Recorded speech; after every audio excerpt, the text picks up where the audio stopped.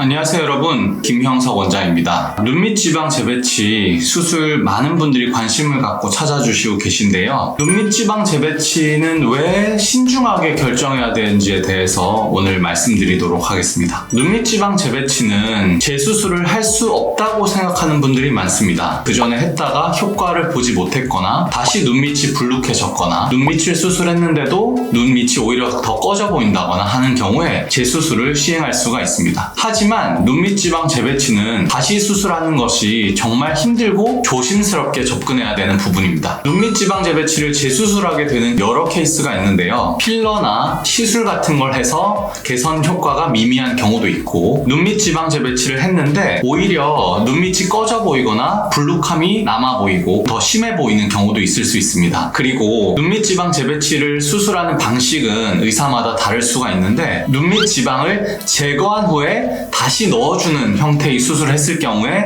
밑에 이식한 것 같은 지방이 뭉친다든지 하는 경우가 또 있을 수가 있습니다. 그렇기 때문에 눈밑 지방 재배치는 정확한 방법으로 수술하는 것이 중요하고, 결막절개를 했을 경우에는 그 부분이 흉터화되어 있고 섬유화되어 있을 가능성이 높기 때문에 그 부분을 다시 수술하는 것은 조심스러운 접근이 필요합니다. 눈밑 지방 재배치를 재수술을 위해서 찾아오시는 분들 중에는 눈밑 흉터가 굉장히 심하게 잡혀 있고 결막 절개를 함에도 불구하고 결막 쪽이 흉터 때문에 심지어 눈꺼풀이 안으로 말려 들어가 있는 경우도 있습니다. 결막 반응에 의한 안검 내반이 생긴 경우에는 반응을 다 풀어주고 필요하면 점막의 유착도 제거하면서 안쪽에 있는 유착을 제거해야 되는 경우가 있는데요. 이런 경우에는 재수술하고 나서도 염증이 아닌데도 계속 부어있다든지 하는 경우 있을 수 있습니다. 그만큼 눈밑 수술 같은 경우에는 눈 위에 비해서 재수술하는 것이 굉장히 어렵고 조심스럽다. 특히 예전에 하안검 성형을 했던 분들 중에 흉터가 남아있고 눈밑 지방 재배치를 한다고 했지만